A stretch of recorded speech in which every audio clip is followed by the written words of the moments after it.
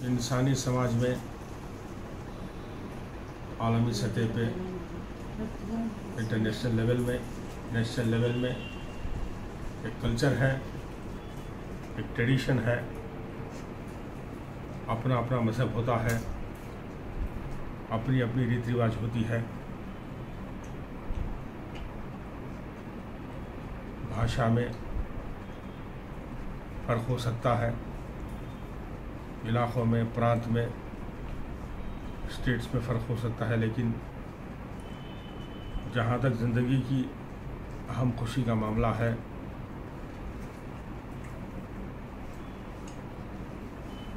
Pleasure का मामला है, शादमानी का मामला है, ये सब के लिए बराबर होता है।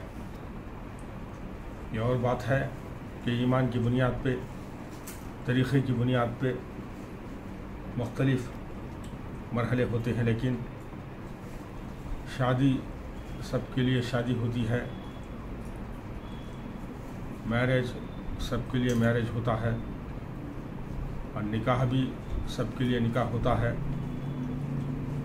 मेरे दोस्तों, आज हम देखते हैं कि हर इंसान को एक कंप्लीट मैन बन के ज़िंदगी में उभरने की ज़रूरत है। मज़हब की बुनियाद पे हर मज़हब में कुछ पेशे ऐसे हैं कि जब ये मज़हब पैदा हुए ऐसे पेशे नहीं थे। इन पेशों में जो सलाहियत है, दानिशमंदी है, हिकमत है, टैलेंट है, स्कॉलरशिप है, और क्या कहूँ मेरे दोस्तों, हर इंसान अपने अंदर पैदा करने की कोशिश करता था। ये सिलसिला 1960 तक चला है, जहाँ तक महमूद अली ख़ान की नज़र है, ऑब्ज़र्वर की हैसियत से, रिसर्च स्कॉलर की हैसियत से, सोशल रिफॉर्मर की हैसियत से। पेशे अलग अलग नहीं होते थे। हर मज़हब का आदमी हर तरह से एक मुकम्मल इंसान बनकर, परफेक्ट मैन बनकर, कंप्लीट मैन बन कर के समाज के सामने, देश के सामने, दुनिया के सामने आता था, और आना भी ज़रूरी है। मल्टी टैलेंटेड ज़िंदगी समाज के लिए, देश के लिए कामयाब होती है। मल्टी टैलेंटेड होना ज़रूरी है। हमारे देशभक्तों में, हमारे बुज़ुर्गों में, और ख़ासकर इंडियन सूफीज़ में बहुत सारी पर्सनालिटीज़ ऐसी हैं कि उनको, इंडियन सूफीज़ को न मौलवी कहा जाता था, न क़ाज़ी कहा जाता था, न हाफिज़ कुरान कहा जाता था, न मुफ्ती कहा जाता था, न मुहद्दिस कहा जाता था। इसी तरह से दूसरे मज़हबों का मामला भी ऐसा ही है। मेरे दोस्तों, हम मुशाहिदे की बुनियाद पर, तवज्जो की बुनियाद पर, हिस्टोरिकल स्टडी की बुनियाद पर देखते हैं, तो कुछ बातें आपके सामने मैं पेश करता हूँ। एन.टी. रामाराव साउथ इंडिया के ग्रेट अदाकार रह चुके हैं, ग्रेट एक्टर रह चुके हैं, जिनको एक्टिंग डायमंड कहा जाता था, जाता है। वो बंदा एन.टी. रामाराव हर पहलू पे नज़र थी।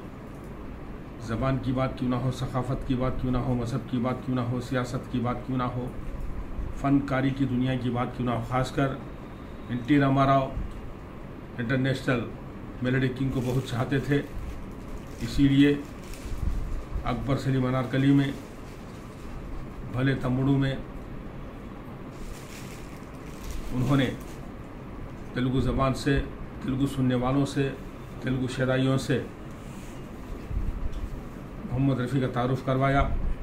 वैसे मोहम्मद रफ़ी जो पर्सनालिटी है, तारुफ़ करने की ज़रूरत नहीं है, अपने आप एक बहुत बड़ी पहचान है मोहम्मद रफ़ी साहब। तो बहरहाल एन.टी. रामाराव को बहुत सारे पहलुओं पर नज़र थी। एक बार ऐसा हुआ कि एन.टी. रामाराव साहब, जो आंध्र प्रदेश के फार्मर चीफ मिनिस्टर भी रह चुके हैं, शायद सियासत में आने से पहले एक हिंदू कौम की शादी की तकरीब में पहुंचे थे। पहुंचने के बाद देखा कि शादी की कार्रवाई मैरिज अफेयर्स को, मैरिज प्रोसीडिंग्स को आगे बढ़ाने के लिए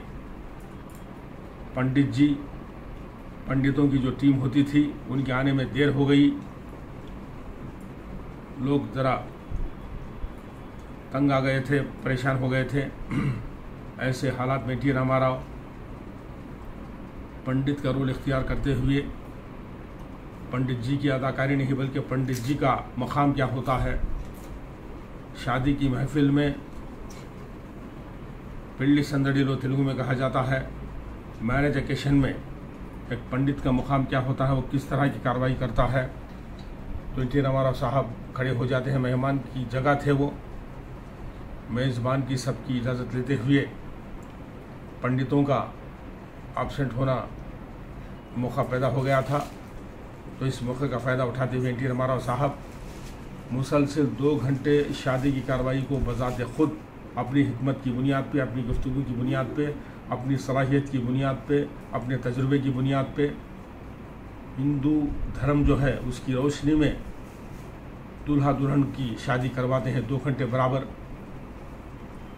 संस्कृत के स्लोगन्स अदा करते हुए, तेलुगु ज़बान में बात करते हुए, लोगों को जहन देते हुए, तो सारी कौम परेशान हो गई, हैरान रह गई। मतलब ये हुआ कि इंसान चाहे तो कुछ भी कर सकता है, ये अल्लाह ताला की देन है। सरवर कायनात के सदक़े में, हज़रत ख्वाजा गरीब नवाज़ अजमेरी रज़ी अल्लाह ताला अन्हु के सदक़े में, क्योंकि अल्लाह ताला की निगाह में सब बंदे बराबर हैं। अल्लाह की निगाह में सब बंदे बराबर, सब आदम की औलाद हैं। कोई हिंदू हो सकता है, मुसलमान हो सकता है, ईसाई, अंग्रेज़, यहूदी, बहुत कुछ अपने अपने मज़हब होते हैं, अपना अपना ख्याल होता है, अपना अपना ईमान होता है। मेरे दोस्तों, तो हर इंसान को इस तरह से हर ज़िंदगी के हर पहलू पर नज़र रखते हुए, मतलब जैसे कि बुज़ुर्गों ने कहा है, do not depend on others, तो सलाहियतें अच्छी तरह से अपने अंदर पैदा करना ज़रूरी है। वो टेक्निकल की बात क्यों ना हो, एजुकेशन की बात क्यों ना हो, सोसाइटी की बात क्यों ना हो, कल्चरल एक्टिविटीज़ की बात क्यों ना हो, ज़बान की बात क्यों ना हो, सलाहियतें पैदा करना ज़रूरी है। आइए मैं इसके बाद मैं आपको बताता हूँ, कश्मीर जो भारत की खूबसूरत रियासत है, किसी ने लिखा कितनी खूबसूरत ये तस्वीर है, मौसम बेमिसाल बेनज़ीर है, ये कश्मीर है, ये कश्मीर है। बेहतरीन मुखड़े हैं, बेहतरीन मिसरे हैं। तो कश्मीर की याद जब हम याद करते हैं तो शेख अब्दुल्ला, कश्मीर की रियासत के बहुत बड़े सियासतदान, कश्मीर की रियासत के वज़ीर आला चीफ मिनिस्टर रह चुके हैं। शेख अब्दुल्ला हमेशा फ़र की टोपी लगाते थे। मेरे दोस्तों, उनका लिबास का अंदाज़ ही कुछ मुख्तलिफ था। उनको भी दीन और दुनिया पर, सियासत पर कुदरत थी, अच्छे मालूमात थे, अच्छा तजुर्बा था। क़ाज़ी तो नहीं थे, मौलवी तो नहीं थे, बल्कि सलाहियत थी उनके अंदर। यही तो मैं आपको बता रहा हूँ। कुछ पेशे तारीख़ में नहीं थे, बाद में पैदा हुए हैं। मैं इसकी तफसील में जाना नहीं चाहता। तो हर इंसान को हर पहलू पर नज़र रखते हुए, तालीम हासिल करते हुए, एजुकेशन की दुनिया में हर तरह की सलाहियत को लेकर आगे बढ़ना ज़रूरी है। तो देखिए, मैं आपको बताता हूँ, शेख अब्दुल्ला साहब, जिनको शेर कश्मीर कहा जाता था, फ़ारूक अब्दुल्ला के अब्बा वालिद मोहतरम है। फ़ारूक अब्दुल्ला भी चीफ मिनिस्टर रह चुके हैं। उनका बेटा भी उमर अब्दुल्ला कश्मीर का चीफ मिनिस्टर रह चुका है। तो फैज़ अहमद फैज़ जदीद दौर के शायर थे। जदीद दौर के शोरा में फैज़ अहमद फैज़ का नाम आता है। जब उनकी शादी हुई, जब उनका निकाह हुआ, तो निकाह में क़ाज़ी साहब की जगह कश्मीर के चीफ मिनिस्टर शेख अब्दुल्ला साहब थे। निकाह की कार्रवाई कुरान और हदीस की रोशनी में, कुरानी आयत को लेकर, हदीस की ताकीद को लेकर, ज़िक्र रसूल को लेकर, दीनी सलीक़े में, दीन के तरीक़े में बड़े ज़ौक़ के साथ, बड़ी गर्मजोशी के साथ कौम के सामने मिसाल बनकर अपना एक रोल अदा करते हैं। नौशा फैज़ अहमद फैज़ साहब हैं और उनकी बीवी दुल्हन की शक्ल में है, और निकाह की कार्रवाई अंजाम देने वाले शेख अब्दुल्ला साहब कश्मीर के फार्मर चीफ मिनिस्टर हैं। तो इस तरह से हर इंसान को हर बात को लेकर जहाँ तक हो सके आगे बढ़ने की ज़रूरत है। ऐसा इंसान ज़िंदगी में बहुत कामयाब होता है। तो इसके बाद आइए आखिर में आपको मैं बताता हूँ, भारत के first education minister freedom fighter of India, multi talented personality, national speaker Maulana Abul Kalam Azad. जब आप गुफ्तगू करते थे, खिताबत करते थे कौम के सामने, पब्लिक के सामने, तो स्टेज दहल जाता था, माइक के टुकड़े टुकड़े हो जाते थे अंदर ही अंदर। बड़ा ही जोशीला अल्लाह ताला का बंदा था। मक्के में पैदा होते हैं, भारत में उरूज पाते हैं, भारत से मोहब्बत करते हैं हज़रत सुल्तान हिंद ख्वाजा गरीब नवाज़ के सदक़े में। तो भारत में फ्रीडम फाइटर, और भारत आज़ाद होने के बाद नेहरू साहब प्राइम मिनिस्टर ऑफ इंडिया थे। First education minister Maulana Abul Kalam Azad थे, जिनके दौर में एजुकेशन में इनकलाब पैदा हुआ। प्राइमरी स्कूल से लेकर यूनिवर्सिटीज़ तक, यूजीसी तक, primary school up to UGC बहुत बड़ा इनकलाब पैदा हुआ। तो देखिए मौलाना अबुल कलाम आज़ाद भी सियासत के लिए मखसूस नहीं थे, मिनिस्ट्री के लिए मखसूस नहीं थे, फ्रीडम फाइटर की हैसियत से मखसूस नहीं थे, बल्कि हर पहलू पर उनकी निगाह थी। देखिए उनकी ज़िंदगी में कैसा अनोखा तजुर्बा होता है, क्योंकि भारत एक सेकुलर देश है। यहाँ इंसानी बिरादरी का मुआशरा होता है, मज़हब अपनी जगह महफूज है, ज़ात अपनी जगह महफूज है, लेकिन कभी कभी कुछ हालात ऐसे पैदा हो जाते हैं कि मामले को आगे बढ़ाना पड़ता है। तो देखिए मैं आपको बताता चलूँ, मौलाना अबुल कलाम आज़ाद बड़े ही दानिशमंद, बड़ी हिकमत वाले थे। हर काम का हल उनके पास था। वो किसी भी डिपार्टमेंट का, किसी भी फ़िरक़े का आदमी क्यों ना हो। तो देखिए क्या होता है, सुनील दत्त साहब मशहूर अदाकार हैं, जिनके बारे में शोले के गब्बर सिंह अमजद खान ने कहा, सुनील दत्त साहब सियासत में बड़ी ईमानदारी से काम करते थे। राज्यसभा में और पब्लिक के साथ इलेक्शन में भी मन लगाकर बड़े ज़ौक़ के साथ पब्लिक की सर्विस करते थे, सियासी काम करते थे। ये सनद शोले के गब्बर सिंह अमजद खान साहब ने दी है।